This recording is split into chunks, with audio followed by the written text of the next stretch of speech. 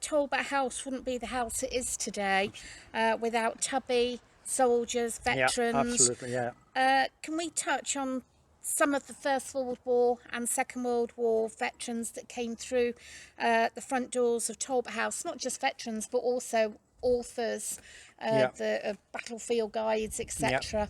Yeah. One of the highlights of visiting Talbot House were the visit of the Dunkirk veterans. Obviously that happened end of May. Yes. And it was always the same. We got a phone call, we will arrive at 1400 hours. Always. They arrived about 3 p.m. Tea ready. 3-4 coaches. And in those days, and I know that exactly, we had 73 cups and saucers. But everybody, they came in. Everybody rolled the sleeves up. Beautiful weather. Sat into the garden. Someone was working in the kitchen. Someone was playing the piano. They always missed their ferry. They loved it so much. It was a nightmare for the people organizing that visit, but they always missed the ferry. But the thing was, they loved the place. Because, please don't forget, one of the rooms in Talbot House is the Dunkirk room. Yeah, and in those days, you didn't have euros, you had some Belgian money. So we had a little shop here, and they emptied the shop, I have to say, with their money. That's nice. Yeah, and I felt really sorry. Of course, it's finished now, the Dunkirk veterans, but it was always a highlight. But there's something in particular, and I would like to mention a Dunkirk veteran. And he came every year. He had an age, but for him, it was a pilgrimage. And he didn't have a car. He arrived in Poperinge station, walked to Talbot House, and it became a tradition. It's a bit sad, but it's the least thing I could do. He wanted to visit the grave of his best friend, who was killed. So I drove him to Dozingham Cemetery, because there's a plot with Second World War graves. And he always went to that particular grave. I forgot the name of the soldier. It's so many, many years ago. But he always said he was huge, a big man. And there's a bomb exploding not far from him, and he shielded me with his body. And he was killed. And that gentleman always paid me with a biro. He always paid me. I'll never forget that. He didn't have to give anything to me, but he always insisted, here's a biro for you. That's lovely. I know. I remember when we were in Dozingham Military Cemetery last week, and we were at the Second World War plot, and you mentioned the story. So yes. And so, what about all authors? The battlefield guides now authors instead of guides. I remember it was also the time of the writers like Nigel Cave, Martin Millbrook, talk about him later. Paul Reed. Have to mention Paul Reed. We're still very good friends after all those years. It's always welcome, of course, and fantastic to meet him. Well, to meet Paul, because Nigel Cave I've seen a few times on the battlefields. But I can tell you an anecdote of Martin Millbrook. Martin Millbrook came quite a lot to Talbot House, famous for his book First Day on the Somme, of course. And it is about 4 years ago, there was Martin Millbrook received a medal in Talbot House. So he was giving a speech for the people, for the audience. And then he said to me, Jacques, could you come here on the podium? I said, what's that? So I went to the podium and he said, 20 years ago, I stole a teaspoon from the kitchen of Talbot House. So he went in his pocket and said, there it is. Yeah. Nice lovely memories. But as I said, Nigel Cave, Paul Reed, Martin Millbrook, very good memories. Very good memories. Yeah. We received a question from Jan about a Second World War artefact that's on display in the new exhibition. And he wanted to ask if you could explain a bit about the artefact. In the chapel was a cross, a copper cross. And years ago, I had a visit of Second World War veterans. So I invited them in the upper room where normally I gave my talk. And suddenly a man became very emotional. And he said, "That's my cross." I didn't know that. I said, "I beg your pardon." I said, I made that cross. And we're talking about the copper cross. The copper cross. Wow. And he said, I was in a tank regiment. And the cross itself comes from a tank. Ooh. And where it stands up is I made that from a shell case. Can you imagine the surprise? Yeah. You know, amazing, absolutely amazing. The man I've heard later passed away a few months later, I think. But there was his cross. He saw his cross, yeah, in the upper room of Talbot House, of all places. Right. So, Jacques, when I first started coming out to the battlefields with Graham Parker, Daddy Parker, he did my very first visit to Talbot House, and he did the presentation. A hugely emotional presentation for me, because that whole weekend was like a emotional roller coaster. But in the upper room of Talbot House, there were two pieces that really struck me. The first was the chair that turns into a table, and the second, of course, is the original marker cross for Gilbert Talbot. Could you just explain a bit about those two pieces of I would like to start with the table chair. The chair is commemorating a young soldier, Archie Forrest, who was killed on the 26th of August 1917, who is now buried at Wiltshire Farm Cemetery, which is a hamlet not far from Ypres. There was always a guide coming to Talbot House guiding a school party. His name was Forrest.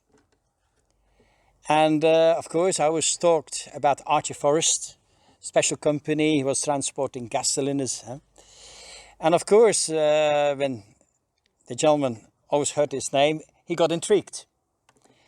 And I'll never forget that. One day he came with his group, and I was going to the table chair, ready to tell the story of Archie Forrest.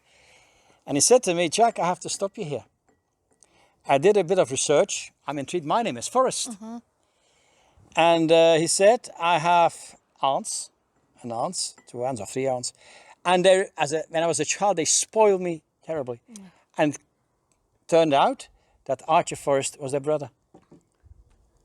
Really? So that gentleman had a direct link with Talbot House through his relative Archie Forrest. What was the relationship then was there a relationship between Tubby and Archie? Tubby writes about Archie in Tales of Talbot House. Archie was not really religious, but still he loved Talbot House. And actually Archie got, I believe, baptized and confirmed in a chapel. And Tubby writes about him. As I said, little cemetery, Wiltshire Farm Cemetery.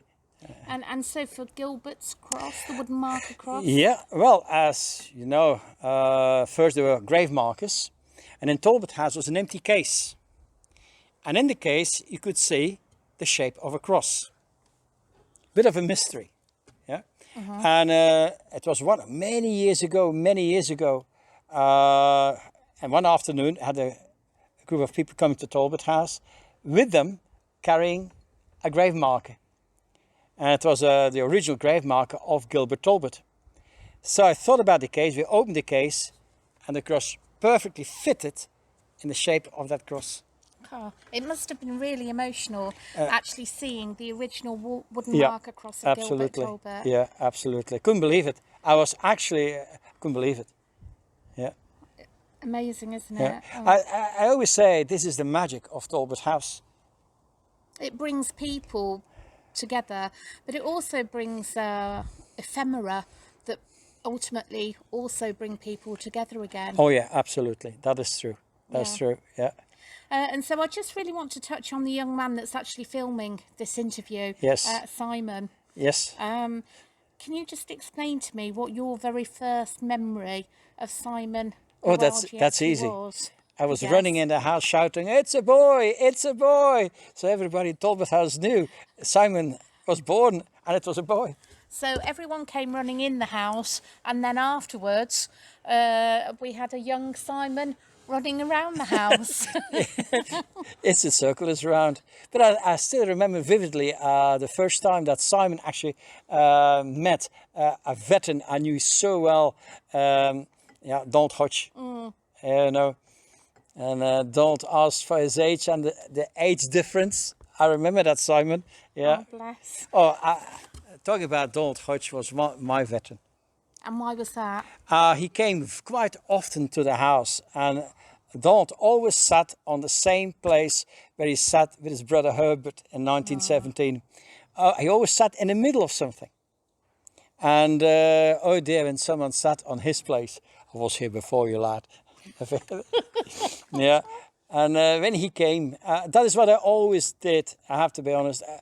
When a veteran came to Talbot House, I never ever start talking about the war. They were my guests. When these people were aged, sometimes I wouldn't say it, but you know, and they were my guests. That was a very emotional trip for them. So when I can cup of tea, a scone or a biscuit, something like that. Yes. And I remember there was always a cup of tea and a biscuit for Donald Hodge. For every veteran, actually, I have to say. Yes. Respect, these people. Over the past 10, 20, 30 years, we've seen, or you've seen, many schools, and still today, many schools come here. Do any schools, particular schools, stand out, or? Well, I was always, let me put it that way, I was very, very pleased that schools came to Talbot House because we have to think of the younger generation. But it was also very important for the schools because when you do a battlefield tour, that's quite serious. And a visit to Talbot House is a nice counterweight. As I said, the story of Talbot House is like a fairy tale. It's a positive story. Also, the house itself is inviting, and the pupils really appreciated it. I have to say, they helped also Talbot House. In what way? Well, I have to mention the name, teacher Neil Matthews. Neil, so many years ago, decided the house thrives on tea. So Neil mobilized all his pupils. When they came to Talbot House, every pupil had a box of tea. There are photographs of me holding a mountain of boxes of tea for Talbot House. And this tradition still goes on to this day.